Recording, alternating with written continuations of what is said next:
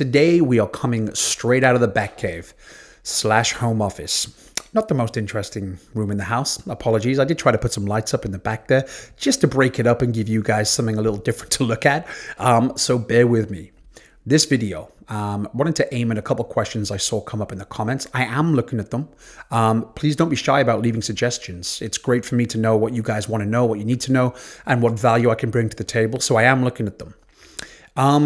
These ones revolved around strategy for HEX, strategy for PulseX, strategy for PulseChain, both kind of pre and post launch. And so I want to try to bring as much value to the table as I can here, make it digestible, direct as always. You know how I do it. No edits, just straight to YouTube, at least right now. Maybe that's me being lazy.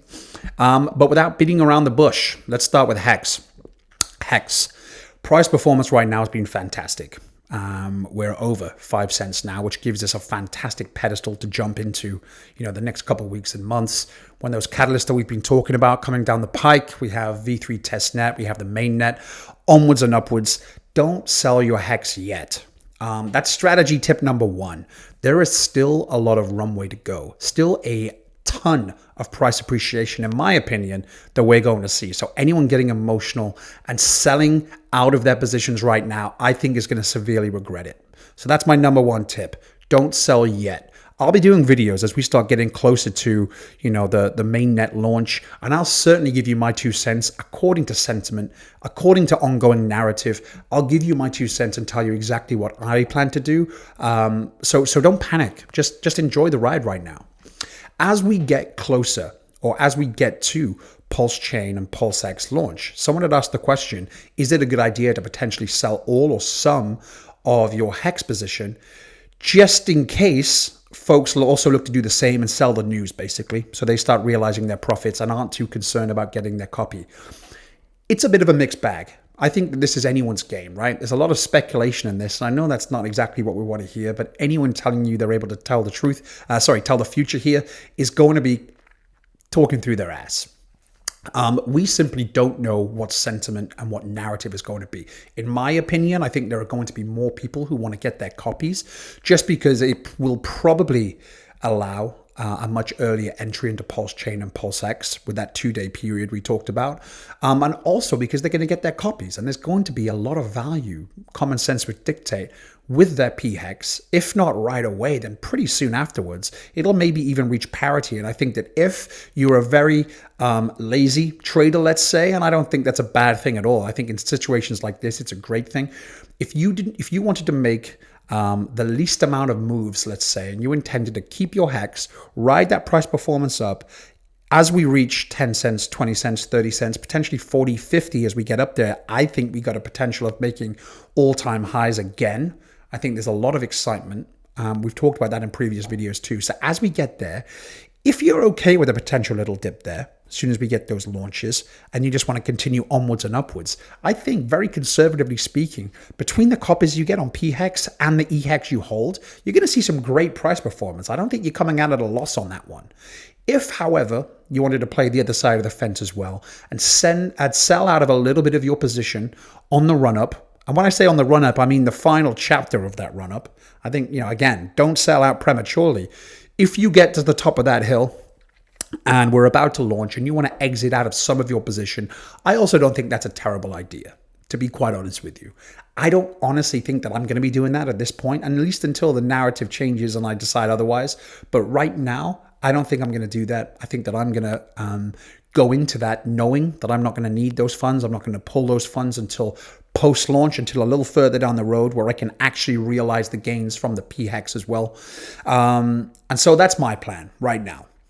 Now with PulseChain and PulseX, now if you got into the sacrifice phase for either of these, my advice, and again, I'm not a financial advisor, but this is simply my advice on this, have a longer term time horizon in mind. Because if you do, I don't think firstly it's going to matter too much anyway. I think if you've already gone into those sacrifices, you just set it and forget it for as long as you possibly can. Also, as we've talked about, maybe putting in some additional dry powder when you do see buying opportunities going forward. I know many of us want to have a bigger position in these tokens than we initially have right now.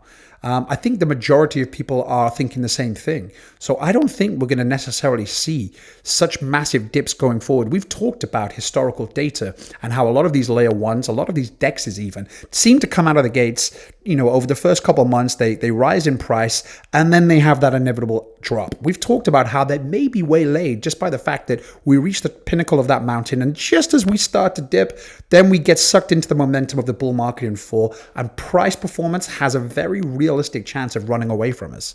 So I think that if you are dollar cost averaging in, something that has proved time and time, and I keep saying it, time and time again, to be literally the best choice for trading in general.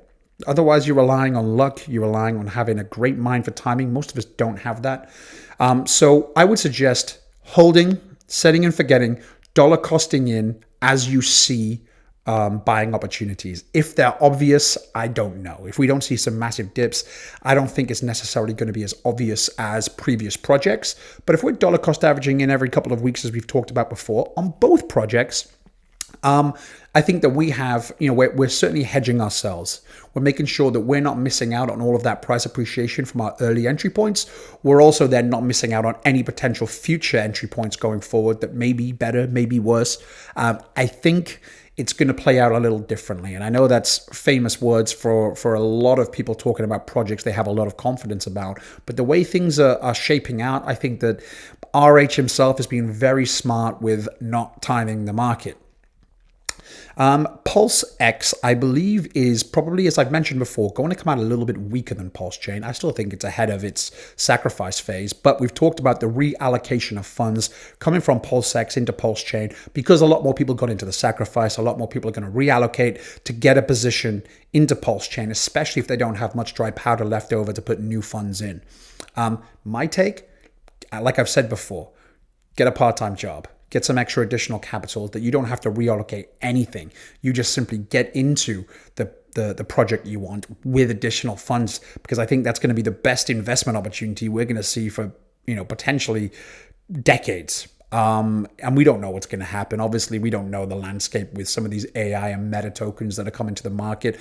But right now, outside of the bull market, like I mentioned in my last video, this whole trajectory seems like the blueprint is written. And so if you can start getting some additional funds, putting some money aside, buying into HEX right now, riding that price appreciation up, all of these things are going to help position you a lot stronger by the time that bull market comes around.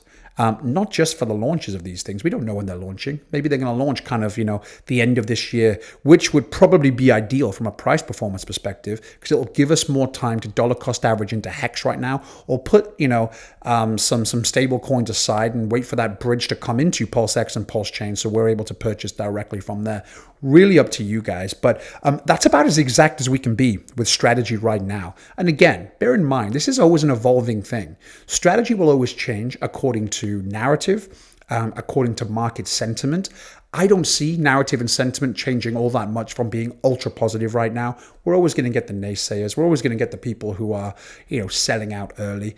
People are doing that with HEX right now and they're getting left behind. So make sure you don't miss that position or that opportunity. Hold on, is my opinion. You can simplify this dramatically by not making so many decisions. I think, again, don't look to take funds right away. Try to get out of that trading mentality, because a harsh truth is that if you really want to see some monumental gains, you've got to hold on to your positions for a decent amount of time. That doesn't mean selling out and trying to play the market. It means sticking to your conviction. And we've talked about that a million times too. People sometimes don't want to hear it. They don't want to hear that simply doing nothing is often the best bet in the long run. But I think in this instance, it probably is. Now, we'll talk about our HEX position as we get closer to the launch. I hope this helped. Again, please leave comments. The comments have been fantastic so far. This is a brand new channel. We're growing very, very quickly, and I love being able to bring and answer questions that I see you guys have, bring some value to the table. And so it's really appreciated. Please subscribe, drop a like. It helps the channel. It's been helping the channel. And follow me on Twitter as well, at Ben Cage. Very, very simple. But follow me on Twitter too, because when we're talking about narrative, we're talking about sentiment and real-time updates. That's the best, without a shadow of a doubt, the best communicator socially right now. So yeah, let's go onwards and upwards, and I'll catch you in the next one.